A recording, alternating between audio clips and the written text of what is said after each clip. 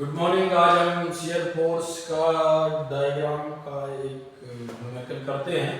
देखते हैं आपको समझ में आता है कि नहीं। शियर फोर्स का फाइंड द सपोर्ट रिएक्शन एक न्यूमेरिकल लेते हैं, थोड़ा सा यहाँ पर समझेंगे। एक बीम ले लिया आपने और यहाँ पर आपने लोड लगा दिया, एक यहाँ पर यूडीएल लगा दिया, मान लीजिए यूडीएल लगा दिया, इसमें लगा दिया आपने 100 किलो न्यूटन पर मीटर का लोड लगा दिया और ये लगा दिया 10 मीटर की डिस्टेंस है, या बी है और ये ए है, आर ए और आर बी। यहाँ पर फाइंड द सपोर्ट रिएक्शन ऊपर लिखा है आपने, फाइंड द सपोर्ट रिएक्शन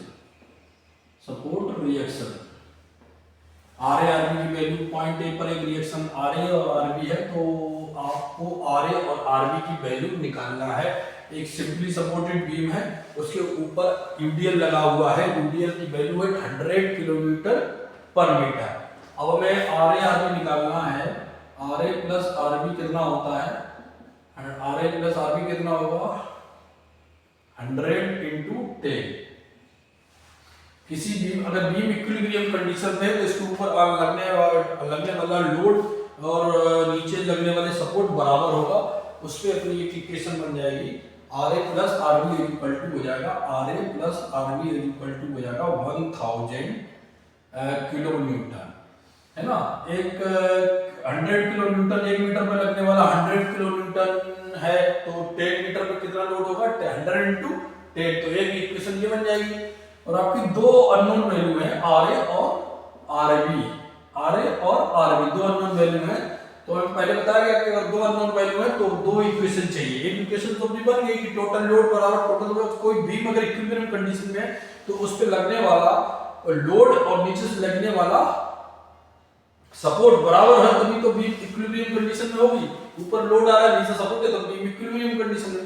अपने ऊपर छत है, वो इक्विलिब्रियम कंडीशन में है क्योंकि ऊपर से जो लोड आ रहा है, नीचे से जो लोड दिया है, सपोर्ट दिया जा रहा है, वो बराबर है, इसीलिए ऊपर है वो इक्विलिब्रियम कंडीशन। नहीं तो वो अपने ऊपर आ जाती।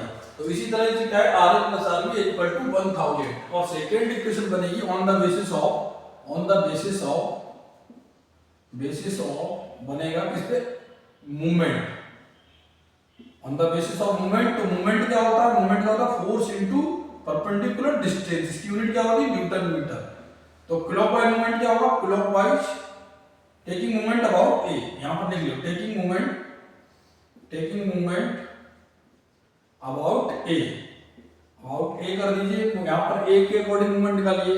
तो फोर्स क्या है? आर। एंटी क्लॉकवाइज मूवमेंट क्या होगा? एंटी क्लॉकवाइज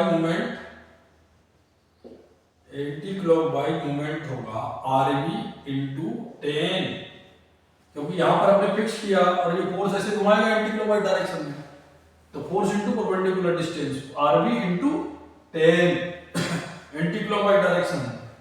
और क्लॉकवाइज मूवमेंट क्या होगा? जल्दी से बताइए। ये फोर्स है ना, ये लोड लगा हुआ 100 इंटू 10, ये तो लोड हो गया। कहां पर लगेगा? मिड पॉइंट पर। यूडीएल का जो मिड पॉइंट होता है, जो सीजी होता है, सेंटर ऑफ ग्रेविटी की बात करते हैं, तो ये मिड पॉइंट पर आता है 100 इंटू 10 और यहां पर एक्ट करेगा बीच में, तो ये वाली डिस्टेंस मेजर करेंगे। ये 5 है, तो ये 5 का मल्टीप्लाई हो जाएगा, तो 1000 इंटू 5 हो जाएगा 5000, है ना। और ये क्या है? क्लॉकवाइज मूवमेंट है। अगर बीम इक्विलिब्रियम कंडीशन में है तो उस पर लगने वाला क्लॉकवाइज मूवमेंट और एंटी क्लॉकवाइज मूवमेंट बराबर होगा। इक्विलिब्रियम की कंडीशन बात कर रहे हैं, तो anti clockwise movement is equal to clockwise movement. तो एंटी क्लॉकवाइज मूवमेंट कितना निकाला था आपने? RB into 10 is equal to हो जाएगा 5000। तो आरबी की वैल्यू कितनी आएगी? 500। और ये वैल्यू उठा के आप कहां इक्वेशन नंबर ए में रख दीजिए, तो आर ए की वैल्यू आ जाएगी 1000 माइनस 500, तो 500 किलो न्यूटन।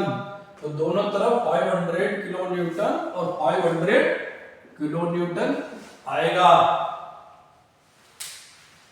क्लियर? इसमें कोई दिक्कत?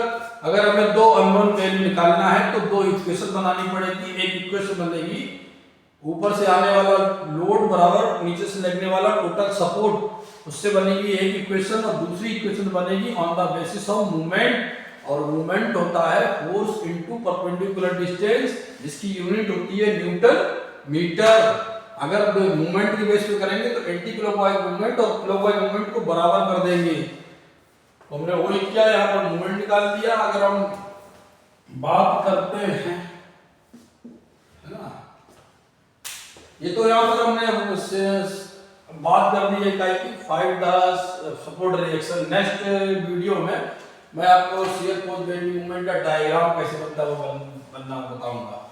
Thank you.